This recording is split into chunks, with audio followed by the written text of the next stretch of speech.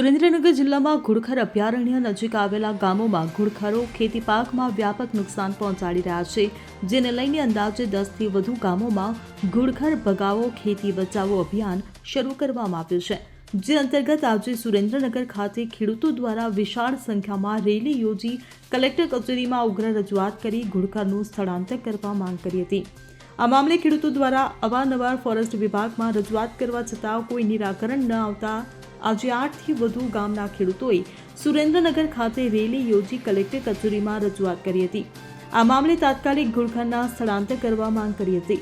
જિલ્લા કલેક્ટર દ્વારા 15 દિવસમાં ફોરેસ્ટ વિભાગ દ્વારા ઘુડખરને અભયારણ્યમાં સ્થળાંતરિત કરવાનું આશ્વાસન આપ્યું છે, ત્યારે 15 દિવસમાં જો ઘુડખરને સ્થળાંતરિત કરવામાં નહીં આવે તો ખેડૂતો દ્વારા આગામી સમયમાં વધુ ઉગ્ર આંદોલન કરવાની ચીમકી પણ ઉચ્ચારી છે। 7થી અમારો કાર્યક્રમ ચાલુ હતો તો એક દિવસ ઉપવાસ આંદોલન, પછી ગામડે જઈને સફાઈઓ કરી અને જો તંત્ર 15 દિવસનો આજે કલેક્ટર સાહેબે અમને કીધું છે 15 દિવસમાં કંઈ નિરાકરણ લાવશું, નહીં લાવવામાં આવે તો અમે ગાંધી ચિંતા માર્ગે આંદોલન કરતા હતા, તો શહીદ ભગતસિંહના માર્ગે પણ અમે આંદોલન કરી શકશું। ખેડૂતો ગામના ખેડૂતોને પ્રશ્ન છે, કેવી તકલીફ પડે? 9 થી 12 ગામના ખેડૂતોને તકલીફ છે અને રાતોરાતમાં ખેડૂતોના પાકને રાતોરાતમાં સાફ કરી નાખે છે એક જ દિવસમાં। આ જો ઘુડખરનું યોગ્ય કઈ નિરાકરણ નહીં આવે તો શું કરશો? તો અમે ભગતસિંહના માર્ગે જઈને પણ અમે આ ખચરને ભગાડીશું। મારું નામ જયંતિલાલ ભગવાનદાસ પટેલ, મારું ગામ ગંજેડા, હાલ હું ગંજેડા જ રહું છું। મારી પાસે ઓલરેડી 40 વીઘા જમીન છે। 40 વીઘામાંથી હું વાવેતર કરું છું।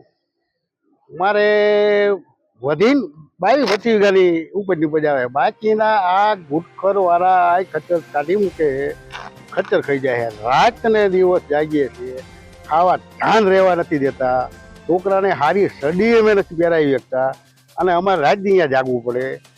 આ ઘુડખર માટે કરોડો રૂપિયાની ગ્રાન્ટ પાસ થાય, કરોડો રૂપિયા આ લોકો ક્યાં નાખે છે એનો કોઈ હિસાબ નથી।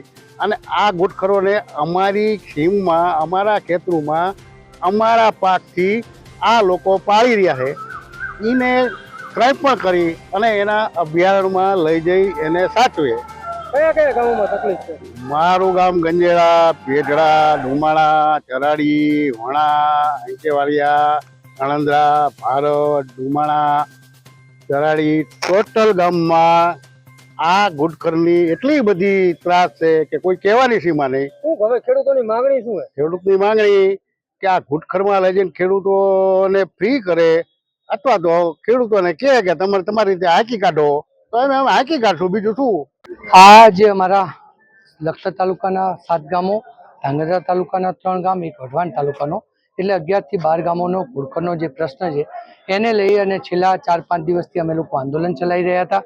આજે એ બાબતને લઈ અને ડીએફઓ કચેરી ખાતે ખેડૂત આગેવાનો સાથે વિસ્તૃત પ્રમાણમાં ડીએફઓ સાહેબ સાથે પણ આ વિષયની ચર્ચા કરવામાં આવી છે। એમને અમને આશ્વાસન આપ્યું છે અને લેખિત ખાતરી પણ આપી છે કે ટૂંક સમયમાં આનો આખો એક્શન પ્લાન કરી અને આ જે વન્ય પ્રાણી તમારી સીમ જમીનમાં છે એને ત્યાંથી ખસેડી અને ઘુડખરના જે અભયારણ્ય વિસ્તાર કચ્છના નાના રણમાં આવે છે ત્યાં લઈ જવામાં આવશે। પરંતુ ક્યાંક ને ક્યાંક અમારી જે 2 કે 3 મુખ્ય માગણીઓ હતી એ એમના વાત પરથી અમને ખેડૂત આગેવાનોને સંતોષકારક નહોતી, એટલા માટે આજે પુનઃ અમારે લોકોએ દુધરેજથી લઈ અને કલેક્ટર કચેરી સુધી પદયાત્રા કરવી પડી, કારણ કે અમને એ જ પ્રકારની પરમિશન તંત્ર દ્વારા આપવામાં આવેલી હતી। અત્યારે કલેક્ટર સાહેબને પણ અમે આખા પ્રશ્નને લઈ અને બ્રીફ આવેદનપત્ર સુપ્રત કર્યું છે। અમારી મુખ્ય માગણી એ છે કે જે આ વન્ય પ્રાણી છે એને અમારી સીમ જમીનમાંથી ખસેડવામાં આવે અને એને સુરક્ષિત રીતે સ્થળાંતર કરી અને કચ્છના નાના રણ એટલે જે એના માટે અભયારણ્ય તરીકે આરક્ષિત કરેલો વિસ્તાર છે ત્યાં લઈ જવામાં આવે, કારણ કે આનાથી જે નુકસાન જઈ રહ્યું છે એ ખૂબ મોટા પ્રમાણમાં જઈ રહ્યું છે। 8-9 ગામના ખેડૂતો પાયમાલ થવાની પરિસ્થિતિનું નિર્માણ થયું છે અને આજે જે પ્રમાણે કલેક્ટર સાહેબશ્રીએ અમને સંપૂર્ણ ખાતરી આપી છે કે 15 કે 20 દિવસમાં જવાબદાર વન્ય વિભાગના અધિકારીઓ સાથે બેઠક કરી અને આનો ઝડપીમાં ઝડપી નિકાલ કરવામાં આવશે। Bureau report CN24 news. હવે જુઓ દેશ દુનિયાની તમામ ખબરો તમારી આંગળીના ટેરવે। ઉઠાવો મોબાઈલ અને Google Play Store પરથી ડાઉનલોડ કરો અમારી CN24 ન્યૂઝ મોબાઈલ એપ।